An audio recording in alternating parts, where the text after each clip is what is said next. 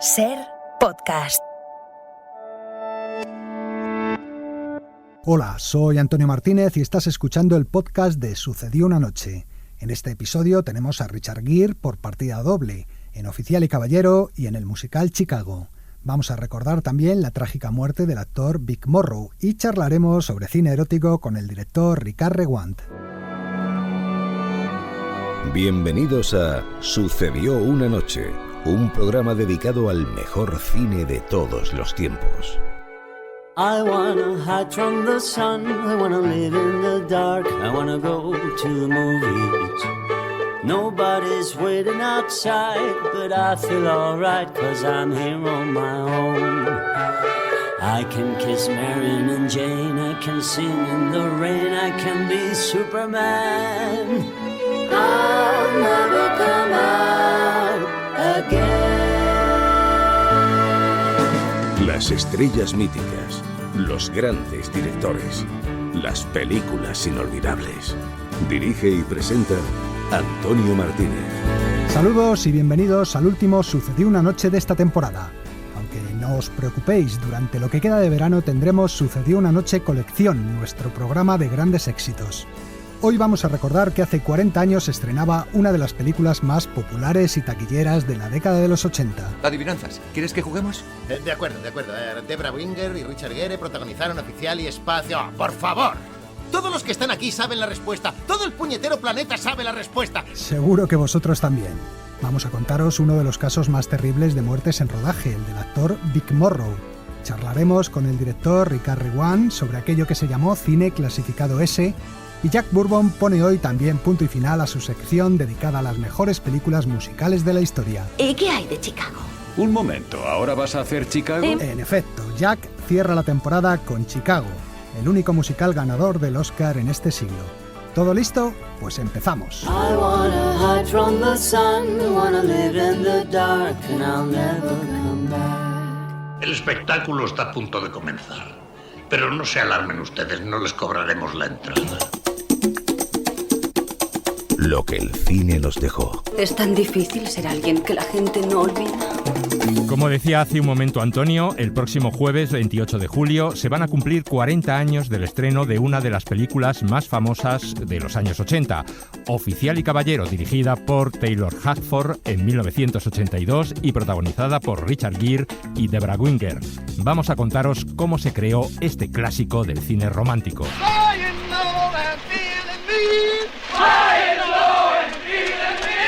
A principios de los años 80, la resaca de la guerra de Vietnam había desgastado el prestigio del ejército de los Estados Unidos entre sus propios compatriotas, y el reclutamiento de soldados y oficiales había descendido alarmantemente. Con ese escenario no se sabe bien si hubo peticiones desde arriba o si fue casualidad, pero lo cierto es que en la primera mitad de los 80, los estudios americanos lanzaron una avalancha de películas que giraban en torno al entrenamiento de soldados y cadetes y mostraban la vida militar como un medio de alcanzar un estatus personal más elevado. Títulos como La recluta Benjamín, Top Gun, El sargento de hierro, Tubbs, Más allá del honor, Hombres de hierro y, por supuesto, Oficial y Caballero. Taylor Hackford, director. Yo era pacifista, no había estado en el ejército y me preocupaba el que la película glorificara la vida militar. Pero leí el guión y hubo una cosa que me atrapó. Yo vengo de una familia de clase trabajadora y lo que me atrapó de Oficial y Caballero no fue el tema militar, sino que contaba una historia sobre la clase obrera. Al margen de consideraciones ideológicas, Oficial y Caballero tenía todos los ingredientes para convertirse en un taquillazo. Dos protagonistas atractivos que despuntaban por entonces, como Richard Gere y Debra Winger. Un relato de superación personal al más puro estilo americano, unas buenas dosis de componentes épicos y una historia de amor capaz de conmover los corazones más románticos.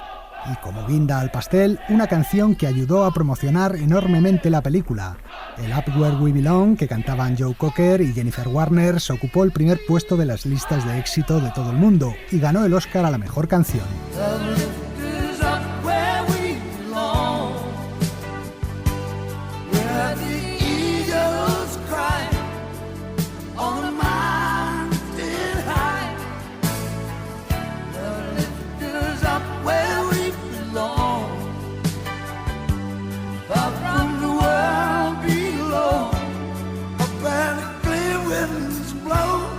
Él es un joven desarraigado que busca en el ejército un futuro, ya que no tiene nada. No has tenido mucha suerte en la vida, ¿verdad, Mayo? Sé que tu padre es un alcohólico y un putero. Por eso no encajas, Mayo.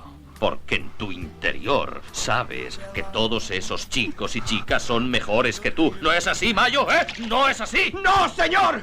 ¡No, señor! Ella, una chica de clase obrera que trabaja en una fábrica de papel. Mi madre tiene 39 años y sigue trabajando en esa fábrica. Cada vez que la veo sé exactamente lo que no quiero. Entre los dos surge una historia de amor que aparentemente no tiene futuro, ya que solo durará las 13 semanas que dura la instrucción militar del chico. ¿Qué haces con una chica cuando has acabado con ella? ¿Le dices algo o simplemente desapareces? Nunca he tenido una chica. Oficial y Caballero tiene por tanto dos líneas argumentales que se complementan. Por un lado, el duro entrenamiento al que someten a los aspirantes a oficiales en la Escuela Naval Militar. Espero cargarme a la mitad de vosotros antes de terminar. Emplearé todos los medios a mi alcance, justos o injustos, para haceros la zancadilla y exponer vuestras debilidades. Tanto como futuros aviadores cuanto como seres humanos, ¿entendido? ¡Sí, señor! Y por otro lado, la historia de amor. La incógnita que plantea la película es también doble. ¿Conseguirá el protagonista graduarse como oficial y se quedará con la chica o finalmente la abandonará al terminar el curso? El guión de Oficial y Caballero se escribió pensando en John Travolta como protagonista, pero este rechazó el papel. Entonces surgió el nombre de Richard Gere, un actor que había tenido un comienzo de carrera fulgurante gracias a películas como Días del Cielo o American Gigolo. Bueno, ¿crees que conseguirás el título de oficial? ¿Quién sabe? Tipos más inteligentes que yo se han quedado en el camino. Tienes que convencerte de que lo lograrás. Tienes que mentalizarte. Debra Winger había sido elegida como coprotagonista porque acababa de rodar junto a Travolta la película Urban Cowboy, que había sido un gran éxito, y querían reunir de nuevo a la pareja. Cuando Travolta renunció al papel, la Paramount quiso sustituirla también a ella, pero el director Taylor Hackford se empeñó en conservarla, a pesar de los recelos de los productores, a quienes no les gustaba la actriz. Debra Winger. Don Simpson, que estaba por entonces en la Paramount, vino a verme al segundo día y llamó a la puerta y me dio un pequeño sobre de papel manila, que solían contener drogas. Lo miré y me dijo: hemos visto los periódicos y tenías la cara un poco hinchada. Resultó que era una pastilla de retención de líquidos. Recordándolo ahora, no puedo repetir lo que dije porque fue muy feo. A pesar de que la química en la película entre Debra y Richard Gere es excelente, lo cierto es que no se llevaron nada bien durante el rodaje. Intento ser amable contigo. Intento ser amiga tuya, Zack. Pues actúa como una amiga. ¡Largo! Oye, tú no eres algo especial. No tienes modales, tratas a las mujeres como putas y no tienes posibilidades de llegar a ser oficial. El tercer protagonista de la historia era Lou Gossett, el duro sargento instructor que entrenaba a los aspirantes a oficiales. No puedo creer lo que veo. ¿Dónde habéis estado toda la vida? ¿En una orgía? Escuchando música de Mick Jagger y hablando mal de vuestro país, estoy seguro. Deja de mirarme, muchacho. No eres digno de mirar a tus superiores a los ojos. Para mantener su aire de ferocidad y el miedo que debía despertar entre los cadetes, el director le instaló en un motel a 30 kilómetros del resto del equipo para que no conviviera con los otros actores. También le mandó un mes a un centro de entrenamiento del Cuerpo de Marines para que aprendiera los métodos de los instructores y su forma de hablar. ¿De dónde eres, muchacho? De Oklahoma City, señor. ¡Ah! Solo hay dos cosas en Oklahoma: ganado y maricas. ¿Qué eres tú, muchacho? No veo cuernos, así que debes de ser marica. Por cierto, que este mismo diálogo se repite en otra película, La chaqueta metálica de Kubrick. ¿Y de dónde coño eres, recluta? Señor, de Texas, señor. ¡No me jodas! En Texas solo hay vacas y maricones, recluta cowboy. Y tú no te pareces mucho a una vaca, así que ya sabemos lo que eres. ¿Te gusta mamar pollas? Señor, no, señor. Y es que Lee Ermey, el marine que entrenaba a los soldados de la chaqueta metálica, era un auténtico sargento instructor y fue uno de los que enseñó sus métodos a Lou Gossett.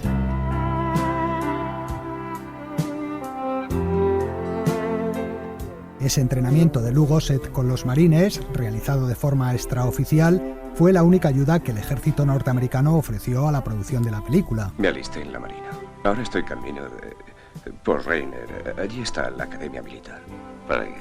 Reactores. Quiero pilotar reactores. La Marina no permitió utilizar su base militar, ni prestó equipamiento, ni siquiera quisieron asesorarles, ya que no les gustó el guión cuando lo leyeron. La película se tuvo que rodar en una base abandonada del ejército, todo lo contrario a lo que sucedería 3 años después cuando se rodó Top Gun, y el Departamento de Defensa apoyó la película con millones de dólares en aviones, instalaciones y equipo. Del rodaje de Oficial y Caballero se recuerdan varias anécdotas, como la que ocurrió en la escena de la pelea de karate entre Richard Gere y Lou Gossett. Bien, Mayo. Veamos tus agallas. Veo que tienes algún conocimiento. Esta escena estuvo a punto de interrumpir el rodaje, ya que Gossett abandonó la filmación enfadado y tardaron varios días en convencerle para que regresara. Richard Gere. Mientras rodábamos teníamos a un maestro de karate que nos entrenaba a Lou y a mí. Yo me esforzaba mucho, pero por alguna razón Lou no era capaz de aprender esas rutinas y el día del rodaje yo estaba enfadado por ello. Entonces se me fue la mano y le di una patada muy fuerte en el estómago. Él se levantó dolorido y dijo: "Se acabó, me marcho", y se fue del rodaje. Así que tuvimos que buscar rápidamente a un doble parecido a él que supiera karate y finalmente lo encontramos en Nueva Orleans. Y aunque no se nota, gran parte de la escena se rodó con ese doble. También hubo problemas con la escena de sexo que hay en la película. La Junta de Calificación amenazó con darle a Oficial y Caballero una clasificación X, lo que hubiera limitado mucho su estreno. Taylor Hadford. Quería hacer una pieza realista porque quería que los jóvenes fueran a ver la película. Ellos son sexualmente activos, saben de qué va el asunto y no puedes engañarlos, así que tenía que ser muy realista. Pero era ante todo un ejercicio de actuación porque iba más allá de una escena de sexo. Era la revelación de una auténtica intimidad entre los protagonistas. Lo que les molestaba no era la desnudez de los actores, sino los movimientos de cadera de Debra Winger cuando está encima de Richard Gere. La situación era tensa, lo siento por ti. No lo sientas por mí, estoy acostumbrada. Hadford se negó a cortar la escena, pero aceptó pasar del plano general a otro más cerrado que ocultaba en buena parte esos movimientos. Voy por una toalla. Iré yo, si quieres. No quiero que te muevas. Yo tampoco, pero alguien tendrá que moverse. Los encontraron semanas después, desfallecidos por falta de comida y agua.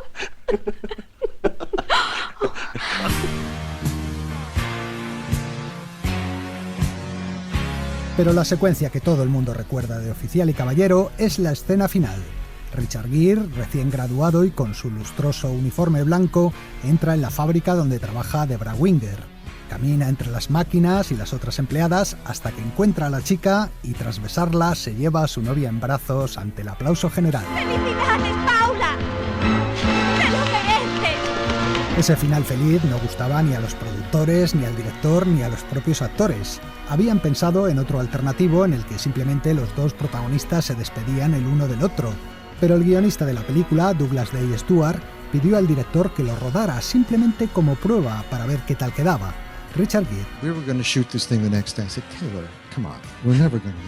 Íbamos a filmar la escena al día siguiente y le dije a Taylor: venga hombre, no vamos a usar esto, es un final tan tópico, hemos hecho una película que trata temas comprometidos y esto no pega. Y me dijo: sí, lo sé, pero el guionista me lo ha pedido, así que ya que estamos aquí, ¿por qué no lo rodamos? Fueron las verdaderas trabajadoras de la fábrica que hacían de extras en la película las que convencieron al director.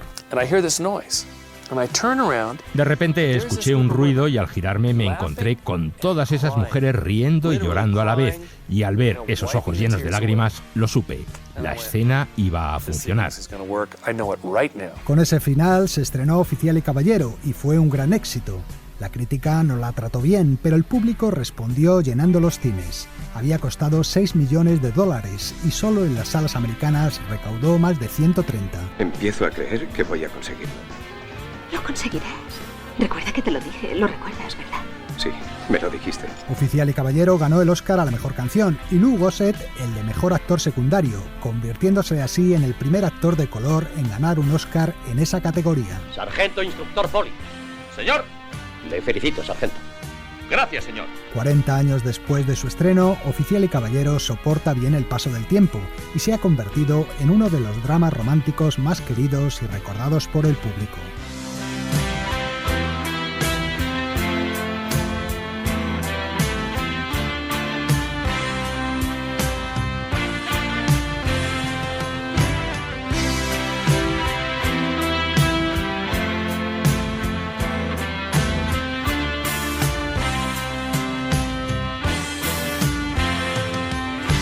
Y ahora, una pregunta. ¿Os apetece jugar a las películas?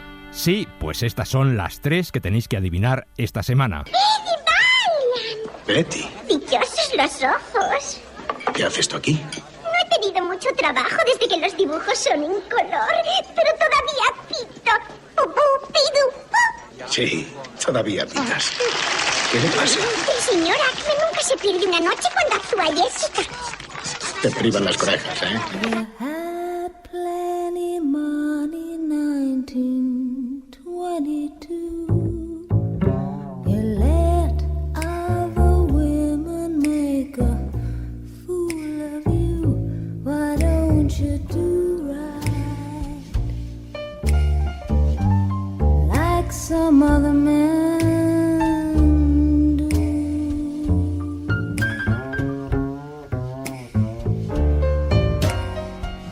Get out of here, give me some money too. Richie, te explicaré la situación. Me han dicho que no te gustan los aviones. Sé que no te hace mucha gracia, pero hemos de elegir. La suerte será entre tú y Tommy. Voy a lanzar esta moneda. Y el que gane va a viajar en avión y dormir en una cama caliente esta noche. El que pierda se va a pelar de frío en el autobús, ¿de acuerdo? ¿Cara o cruz, Richie? Cara.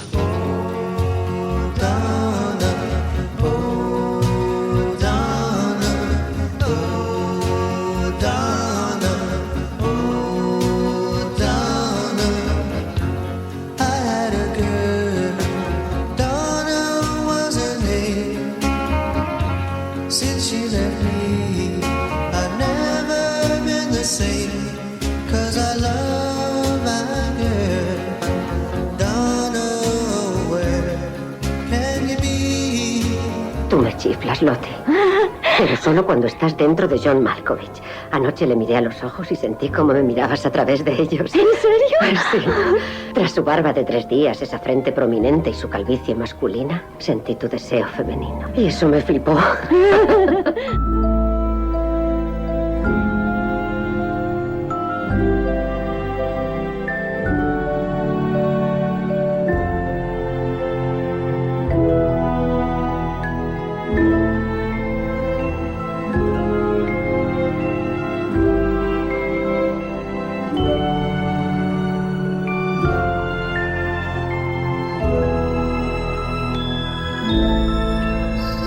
Teníamos 2 películas de los años 80 y una de los 90. Empezábamos con el detective Eddie Valiant, al que daba vida Bob Hoskins, charlando con el dibujo animado de Betty Boop, en Quién engañó a Roger Rabbit, la película de Robert Zemeckis estrenada en 1988. Y tras el diálogo oíamos cantar a Jessica Rabbit, a la que prestó su voz la actriz Amy Irving, la primera esposa de Steven Spielberg. Después venía La Bamba, una película que contaba la vida del cantante Ritchie Valens, y escuchábamos el momento justo en el que sorteaban quién viajaría en el avión cuyo accidente acabó con la vida de Ritchie Valens, Buddy Holly y Big Bopper. La canción que escuchábamos tras el diálogo no era La Bamba, sino el primer éxito que consiguió el cantante, Donna, interpretada por Los Lobos.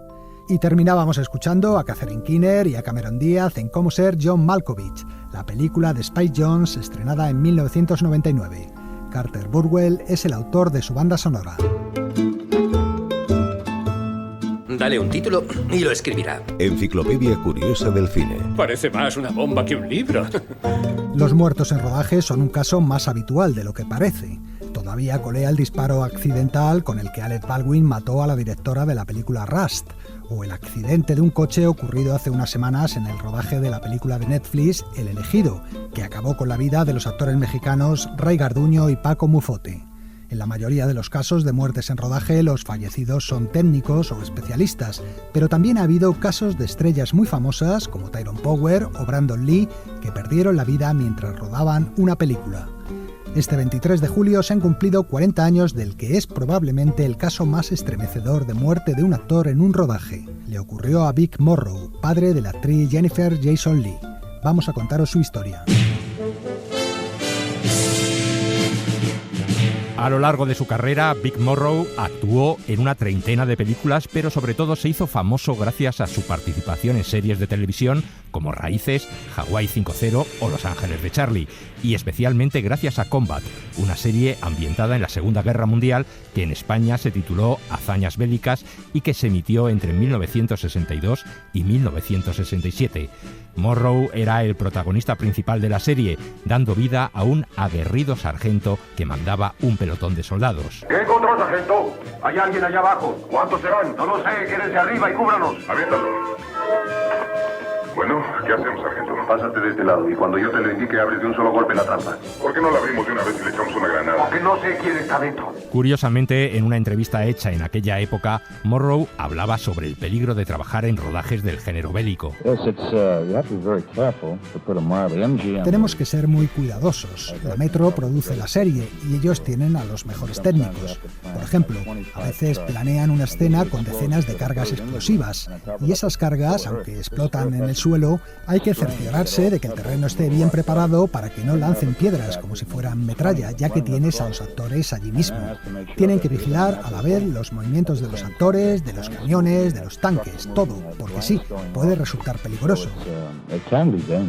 Lo que no sabía por entonces Vic Morrow es que unos años después perdería la vida en uno de esos rodajes y que lo haría decapitado por las aspas de un helicóptero.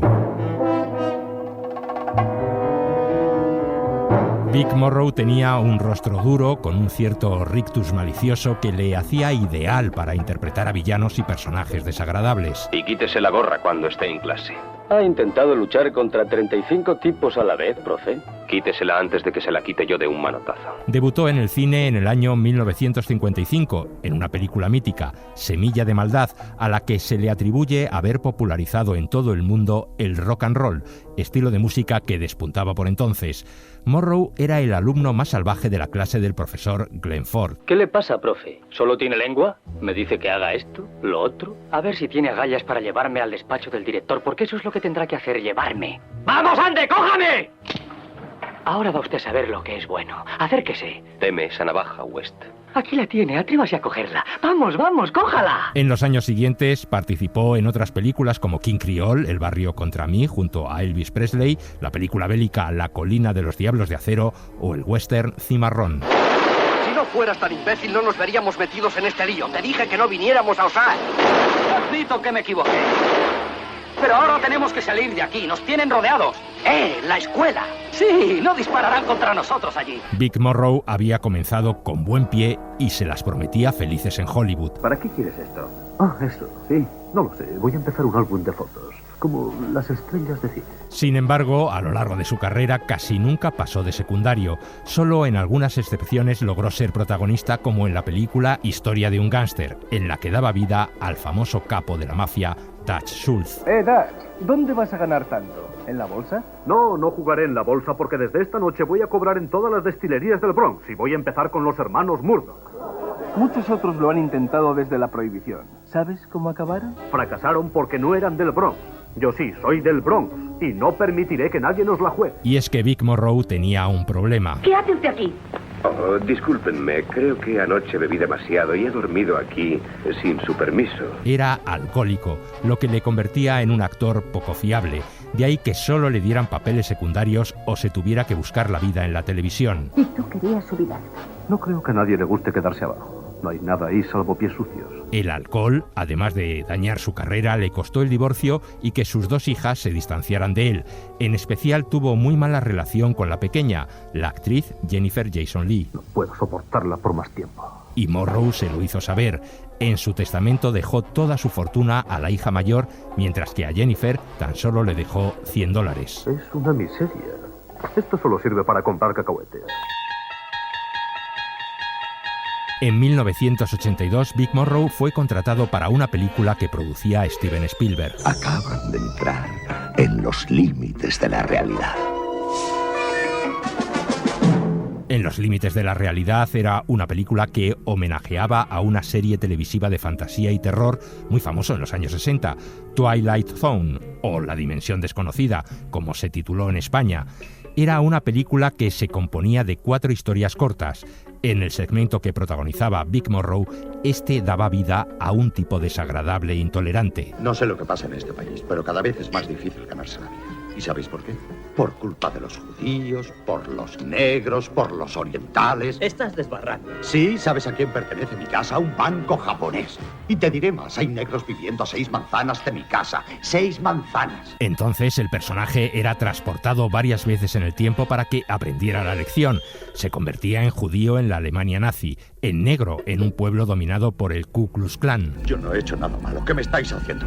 Con cada este negro, hijo de perra. No he hecho nada malo. ¿Qué me estáis haciendo? ¡Cállate, negro! ¡Yo soy blanco! ¿Qué diablos os pasa? ¡Soy blanco! Y también viajaba a la guerra de Vietnam, convertido en campesino vietnamita. El rodaje había terminado, pero al ver el copión a la Warner no le gustó que el personaje de Morrow fuera tan negativo, así que convenció al director John Landis para que rodara un final distinto que de alguna manera redimiera de su racismo al personaje.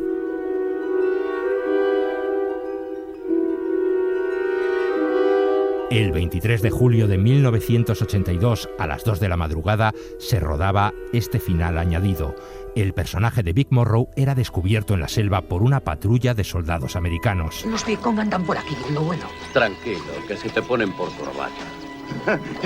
Soy americano. Soy americano. ¡Ayudadme! ¡No! Morrow huía.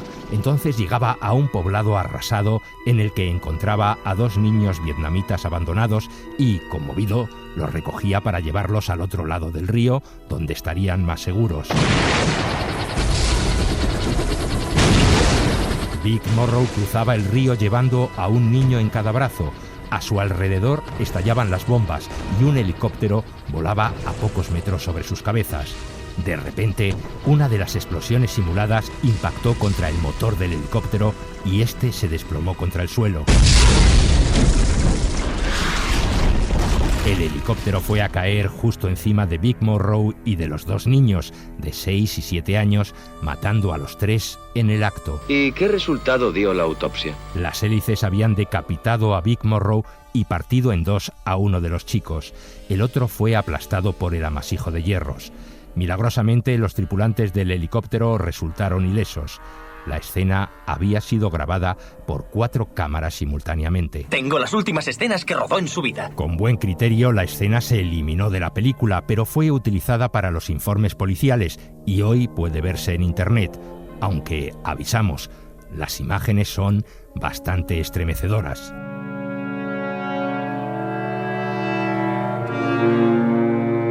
Tras la tragedia llegó la hora de pedir cuentas y todas las miradas se centraron en el director John Landis. Quiero hablar con el oficial al mando. Exijo hablar con el oficial al mando, ¿me oís? Exijo hablar con el oficial al mando. Se supo entonces que Landis tomaba pocas medidas de seguridad en el rodaje para reducir costes, que el piloto del helicóptero no tenía comunicación con el especialista que hacía estallar las bombas, que John Landis se empeñó en rodar la escena a las 2 de la madrugada saltándose las normas de los sindicatos de Hollywood y que, dado que no podía contratar a niños actores para trabajar hasta tan tarde, les contrató como extras para que el sindicato no vigilara el plató. El director insistía en que buscar un culpable no remediaría la tragedia. El concepto de accidente es aterrador para la gente. Algo o alguien tiene que tener la culpa. Los padres de los niños reclamaron 200 millones de indemnización y se celebró un juicio con 9 acusados, entre los que estaban John Landis y Steven Spielberg. Al parecer fue Spielberg el que llegó a un acuerdo económico con la familia de las víctimas y se retiró la demanda, pero aún quedaba el proceso penal instruido por la Fiscalía del Estado, que finalmente se celebró en 1987. Spielberg ya no estaba entre los acusados. El director John Landis y 4 de sus socios se sientan en el banquillo acusados de homicidio involuntario. Han pasado más de 4 años desde que un helicóptero se estrellara sobre el actor Vic Morrow y 2 niños actores en el rodaje de Los límites de la realidad. El juicio duró 9 meses y la estrategia de la defensa consistió básicamente en culpar a los técnicos de efectos especiales por no haber tomado suficientes precauciones. Este Ese es el abogado James Neal en su alegato final. Ninguno de estos caballeros tenía intención de herir o matar a nadie. Ninguno de estos caballeros creía que la escena, tal y como se pensó y se ensayó, era peligrosa. Ninguno de estos caballeros es culpable de negligencia criminal. Los 5 acusados fueron declarados no culpables, aunque a John Landis le impusieron una pequeña sanción económica por violar las normas laborales con niños actores. La muerte de Vic Morrow y de los 2 pequeños sirvió al menos para eso. A partir de entonces, en Estados Unidos se incrementaron por ley las medidas de seguridad en los platós de rodaje y el trabajo con niños en el cine se reguló de forma mucho más estricta.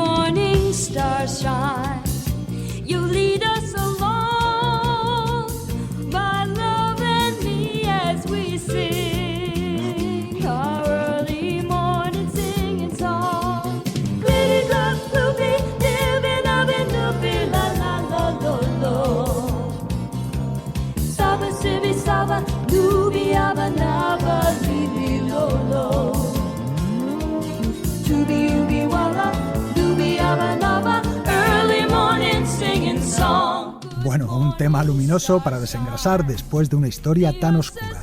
Esta canción de la banda sonora de la película Hair nos sirve de puente para llegar a esa sección en la que cada semana Helio Castro charla con un invitado. Si ese avión despega y tú no estás a su lado, te arrepentirás. Tal vez no hoy ni mañana, pero sí muy pronto y para el resto de tu vida. El cine de su vida. Es de Casablanca. Toda mi vida he estado esperando decirlo. Hoy nos acompaña Ricard Reguant, director de cine y de teatro, dramaturgo, guionista y realizador de televisión. A finales de los años 70 y durante los años 80, Ricard Reguant, que firmaba muchos de sus trabajos con el seudónimo de Richard Bogue, participó bien como guionista, ayudante de director o director en muchas películas de lo que se llamó cine S, es decir, películas que podían herir la sensibilidad del espectador por su contenido erótico. Ahora Ricard Reguant ha escrito una novela, en buena parte autobiográfica, titulada Calificada S, en la que recoge muchos de sus recuerdos de esa época, ese cine que se llamó del Destape, y esto es lo que nos ha contado.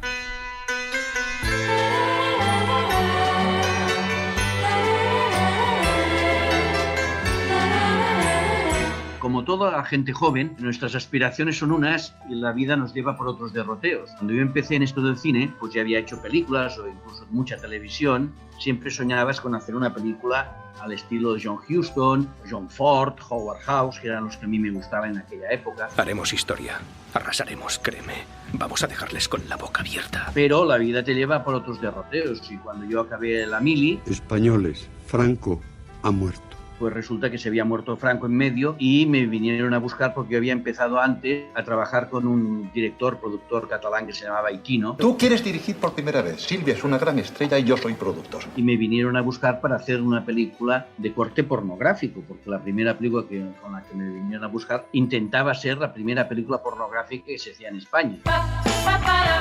Cuando vivía Franco, antes, nos íbamos a Perpiñán, a Biarritz, a ver las películas eróticas que se hacían o las películas prohibidas, para entendernos, que se hacían en Francia, en Italia, en otros sitios. Écoutez, monsieur, nous sommes españoles. Ya, como estos hambrientos sexuales celtibéricos. Entonces usted no viene por lo del tomate. No, señor, yo vengo a ver arte. Lo que se plantea en esta película es la decadencia sociopolítica de una época que se ahoga en su propia mierda. Vámonos, que esta no es la nuestra. Cuando murió Franco, pues se abolió la censura. Y entonces los censores, que ya no se llamaban censores, se llamaban Junta de Clasificación, que clasificaban las películas por edades, se sacaron de la manga eso que se llamó clasificado S. Por vosotras y por las películas S. Gracias. Que quería decir que esa película o film podía herir tu sensibilidad. Y podía herirla o bien por el tono erótico, sexual de la película o también por el violento o incluso por el político. Se inventaron esta clasificación que no quería decir que fuera condenado a ciertos cines. No, se podía ver en todos los cines de España. Vamos a rodar. Nosotros cuando escribíamos el guión ya pensábamos las maneras que había para que la señorita quedara en pelotas enseguida. Espera, voy a examinarla. Lo que usted diga. Desnúdese, por favor. O siempre tenía calor, o era muy limpia y se duchaba, o se iba a la cama con una cosa transparente, un camisón transparente, o tenía calor y se desnudaba en el campo. O sea, siempre buscábamos la manera de hacer que quedaran en pelotas. Usted le recibió casi desnuda. Estaba vestida, se lo juro. ¿Puede probarlo? No. Lástima. Claro, el guión siempre lo exigía, pero las chicas, las actrices, que eran una gente maravillosa, lo sabían y no les importaba, porque lo que querían era entrar en el mundo del cine. Aunque yo espero también hacer otro tipo de cine, porque una cosa es desnudarse en las películas, que normalmente los guiones lo exigen, pero otras que no tienen argumento, y yo necesito argumento. Cine de actriz a actriz. Y no era fácil, porque en aquel momento el 90% de las películas que se hacían eran eróticas, eran de clasificadas S, con lo cual no les quedaba más remedio que desnudarse si querían seguir en el cine o empezar. Las películas que hacíamos, las clasificadas S, daban muchísimo dinero. ¿Sabías que No desearás al vecino del quinto lleva recaudado más de 100 millones de pesetas desde su estreno y costó solo 6 millones de pesetas? O sea, se montó una auténtica industria alrededor de estas películas. Industria que luego pudo hacer otro tipo de cine, o podía hacer otro tipo de cine al mismo tiempo que hacía este. Pero este era el motor. Lo Verde empieza en los Pirineos lleva recaudado 70 millones desde su estreno. El cine, Alfredo, el cine puede ser un gran negocio. Nosotros teníamos una media de 100.000, 200.000 espectadores por película. Yo incluso llegué a hacer una que fue la más vista aquel año en España, que se llamaba Sueca bisexual necesita semental, que llegó a los 2 millones de espectadores. Antes de tu llegada, mi mujer se sentía muy sola. Ella es mi mejor amiga, la única que tengo. Y todo gracias a usted. No, eres tú la que eres indispensable. Veros a las dos juntas es un espectáculo fascinante y el único placer que me queda. Esto y tu piel mórbida y caliente. Muy caliente. Eran películas muy baratas, pero muy, muy baratas. O sea, yo creo que una película de coste medio eran entre 5 o 6 millones de pesetas y rodábamos en cine, no en vídeo. Eso es importante aclarar.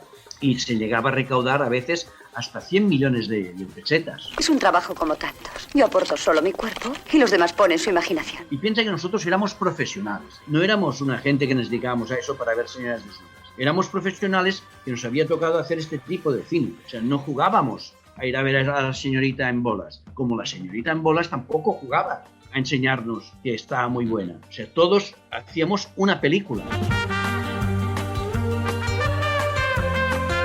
Nosotros salíamos de 40 años de una represión tremenda. ¡Qué maciza estás, hija mía! Y se nos abrió una puerta y la cruzamos e hicimos lo que vimos que necesitaba el espectador en aquel momento. ¿Tú sabes lo que la gente quiere ver ahora? ¡Cachondeo y te hacen pelota! Y era quizá un poco de libertad sexual, un suspiro de ver señoras desnudas, cosa que no habían visto en su vida o las veían de escondidas. Cuerpo del mundo.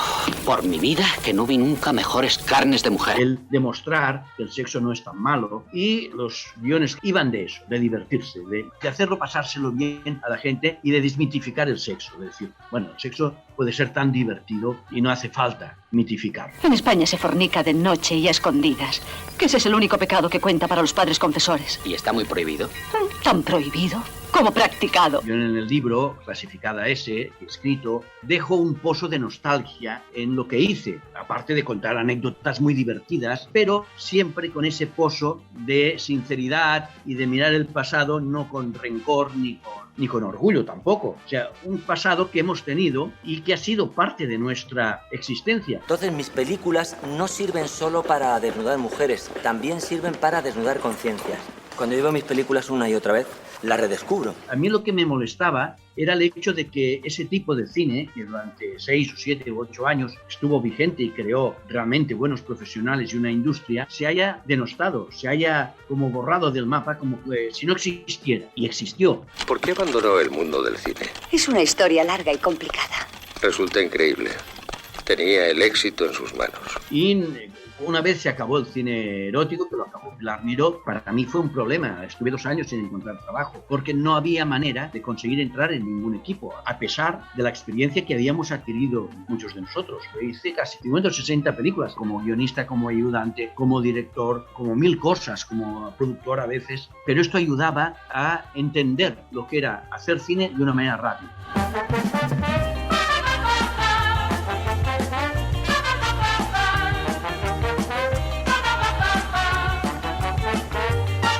Sucedió una noche.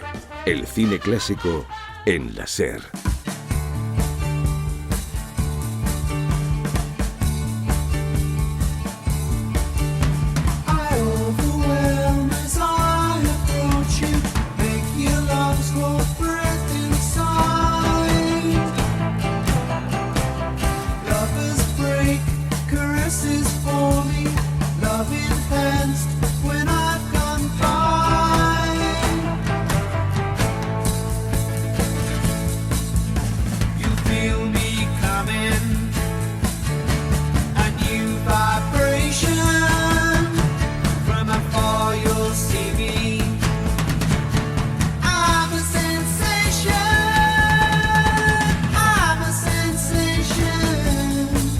Roger Daltrey con un tema de la película Tommy, la ópera rock creada por el grupo británico The Who.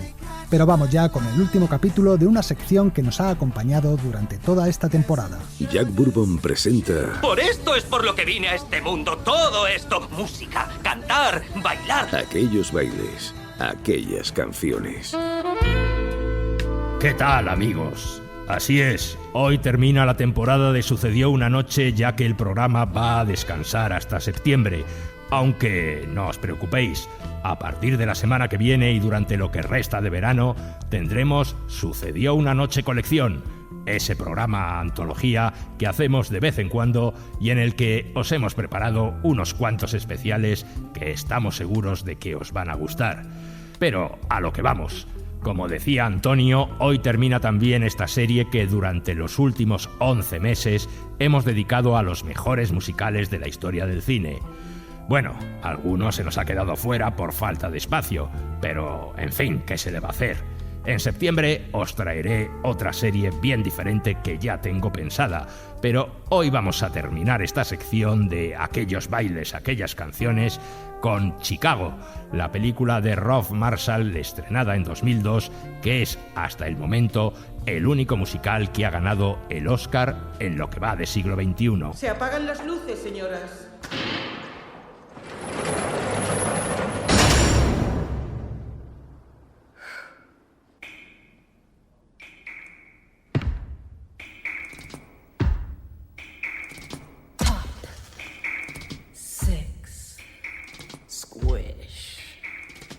Y ahora, las 6 complacientes asesinas de la prisión de Cook nos ofrecen su interpretación del tango del pabellón.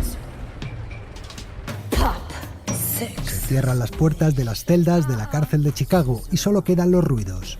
Una gotera, los suspiros de las internas, ruidos que para la protagonista se van acompasando hasta convertirse en su mente y a los ojos del espectador en un número musical.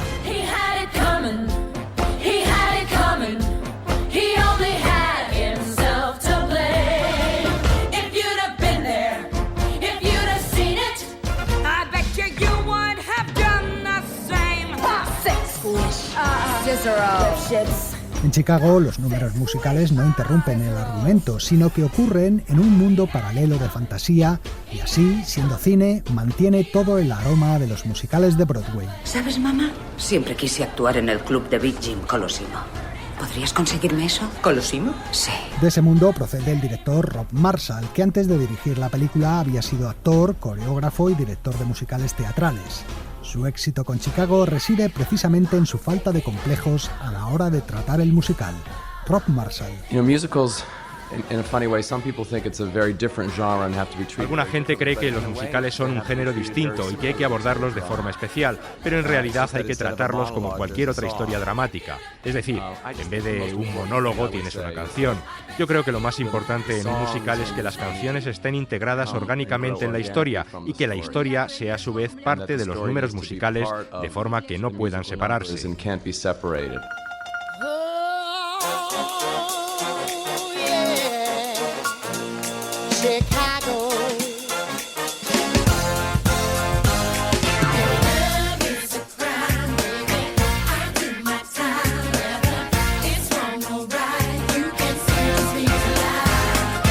En 1926, un periodista de Chicago escribió una obra teatral dramática inspirada en unos hechos que acababan de ocurrir en su ciudad. El ayudante del fiscal del distrito afirma que acabará en la horca. ¿La horca? Presentaré los cargos mañana mismo. ¿Cómo que la horca?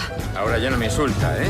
Llevadla a la prisión de Cook. Una mujer había asesinado a su amante, que le había prometido con engaños convertirla en artista. Yo no debería estar aquí. No he hecho nada malo. No busques excusas, cariño. Nunca se asesina a un hombre si no es para darle su merecido. Con aquella obra como base, en los años 40 del siglo XX, Ginger Rogers protagonizó la película Roxy Hart. Y ya en los 70, Bob Fosse y su mujer, la actriz Gwen Verdon, compraron los derechos para hacer de ella un musical en Broadway. ¿Cuándo fue la última vez que preguntamos por los derechos de Chicago? Creo que sería un proyecto perfecto para nosotros. Bob Fosse y Gwen Verdon vuelven juntos a Broadway. Podría ser un reclamo estupendo, Sam. Chicago, el musical, fue un gran éxito que estuvo 3 años en cartel. La obra hablaba de celos, de asesinatos, de la pena de muerte y sobre todo de la manipulación de la opinión pública. Te diré de qué habla Chicago. Habla de lo que pasa cuando ya no queda nadie que se molesta en luchar, cuando a la gente le da igual la verdad y ya solo le importa lo que vende, cuando todo, la política, las noticias, la vida y la muerte es un mero entretenimiento.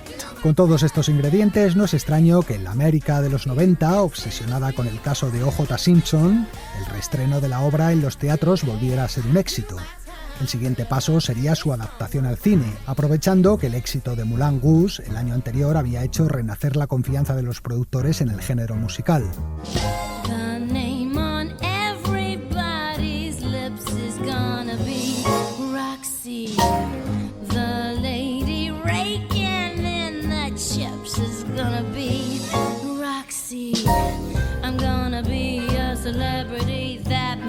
Somebody everyone knows. They're gonna recognize my eyes, my hair, my teeth, my boobs, my nose. Julia Roberts o Madonna sonaron como protagonistas, pero al final el papel fue para Renée Zellweger, que no tenía experiencia musical alguna. Desde que era pequeña siempre he querido ser artista. ¿En serio? ¿Qué sabes hacer? ¿Lavar y planchar? No, yo bailaba en un coro. Bueno, antes de conocer a mi marido ahí. Mira, cariño, ¿quieres un consejo? Pues te daré uno muy personal. Quita tus tarpas de mi ropa interior, ¿entendida? La que sí tenía experiencia, en cambio, era Catherine Zeta-Jones, la otra protagonista. He recibido la instrucción adecuada desde los 4 años. Catherine fue cantante en un grupo en el Gales de su adolescencia y había participado en Londres en musicales como La Calle 42 o Annie. Fue divertido, pero interpretar a Velma también fue duro. Una de las cosas más complicadas fue mostrar el personaje a través del baile y la canción, porque el espectador tiene que conocer a Velma antes de que haya abierto la boca. El baile y el canto es una extensión de su personalidad. Más que duro, fue interesante y divertido, y lo haría de nuevo.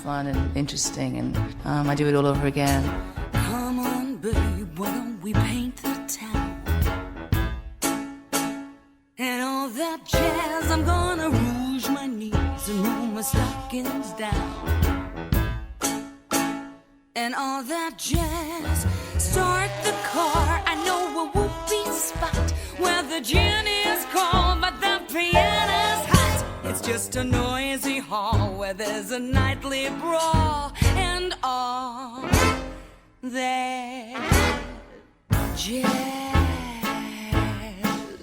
En Chicago, Catherine Zeta-Jones da vida a una cantante que coincide en la cárcel con la nueva reclusa. Ella también está allí por asesinato.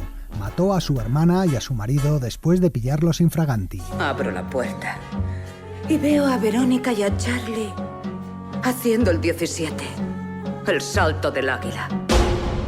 Bueno, me produjo tal conmoción que perdí la cabeza y no recuerdo nada. No fue hasta después, cuando me lavaba la sangre de las manos, que supe que estaban muertos. Entre las dos mujeres surgen enseguida los celos y la rivalidad, y más aún cuando aparece el tercer vértice de esta historia. Señoras y señores, presentamos al Pico de Oro, al príncipe de los tribunales, al único, al incomparable, Billy Flynn. Richard Gere, a quien hoy tenemos por partida doble en el programa, es el abogado que las defiende. Muy bien, esto es lo que voy a hacer. Conseguiré que el nombre de Roxy aparezca en la primera plana de todos los periódicos. La asesina de moda más encantadora de Chicago. Ese es el enfoque que busco. Y anunciaremos una subasta para recaudar fondos para su defensa. Comprarán cualquier cosa que haya tocado, cualquier cosa. Tus zapatos, tus vestidos, tu perfume, tu ropa interior. Y mis discos, como el que sonaba cuando maté a ese cabrón. No he oído nada. Y no es que no tuviera motivos para hacerlo. El actor tenía algo de experiencia previa en musicales cuando era joven, pero tampoco estaba acostumbrado al género. No obstante, resuelve con soltura sus números, bailando claqué y cantando con un timbre que, si no memorable, al menos no resulta desafinado. I don't care about expensive things, cashmere coats, diamond rings, don't mean a thing. All I care about is love. That's what I'm here for. I don't care for wearing silk cravats, ruby studs, satin spats. Don't mean a thing. All I care about is love. Los tres protagonistas trabajaron durante semanas ensayando los números musicales, ya que tenían que ser ellos, sin dobles, los que los interpretaran. Fue un rodaje duro, pero muy feliz, como contaba Richard Gere. Chicago was without a doubt the most fun I ever had making it. Chicago fue el rodaje más divertido de mi carrera, sin duda en parte porque me devolví a mis comienzos cuando actuaba en Nueva York, haciendo musicales, pero sobre todo por Rob Marshall, un director tan hábil y generoso que supo crear una atmósfera maravillosa en el plató. Fue pura diversión desde el principio hasta el final. Además de las canciones que ya aparecían en la obra musical original, compuestas por Kander y Ebb, los mismos autores de Cabaret o Funny Lady, se escribió una nueva canción con la nada disimulada intención de concursar por el Oscar. Se titula I Move On y la cantan a dúo René y Zeta Jones.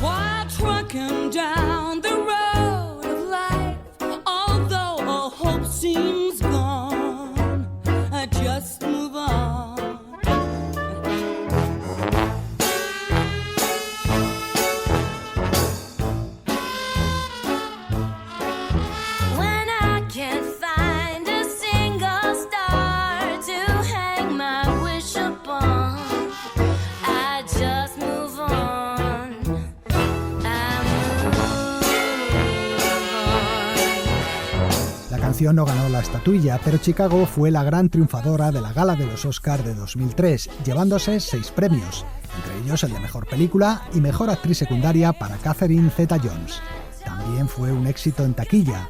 El público conectó con el espectáculo y llenó los cines. Señoras y señores, solo quiero que sepan cuánto me halaga que hayan venido a verme. Sí, la señora Harles agradece. Verán, yo era una polilla aplastada por el jazz, bueno, una mariposa atrapada en la... Querrán saber por qué me cargué a ese cabrón. Chicago conjuga el musical clásico con un estilo visual muy moderno y demuestra una vez más que no siempre las comedias musicales son superficiales. También las hay críticas sin dejar de ser divertidas. Un gran espectáculo a base de canciones pegadizas, coreografías deslumbrantes y una naturalidad asombrosa a la hora de mezclar el relato dramático con la música.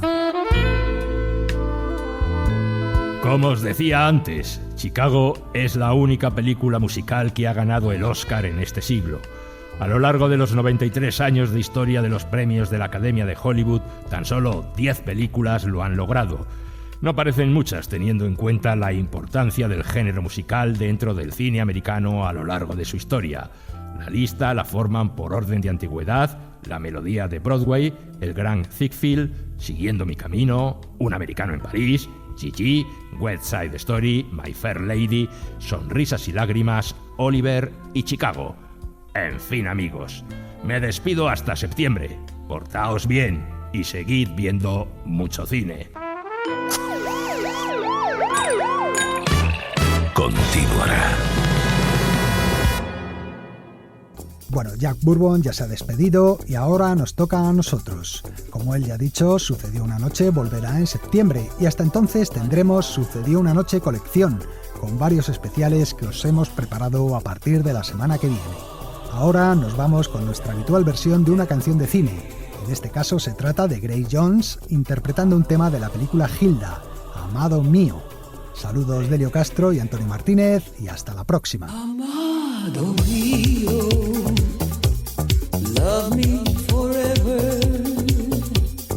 and let forever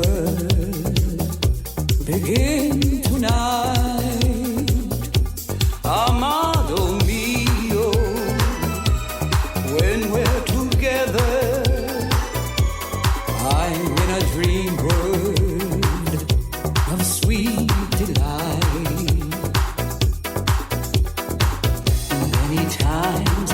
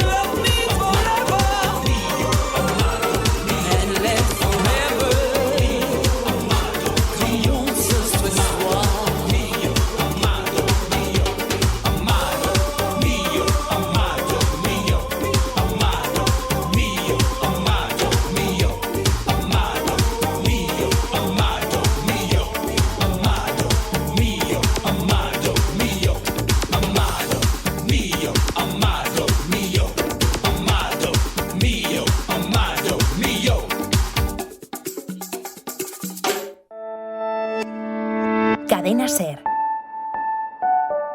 La radio.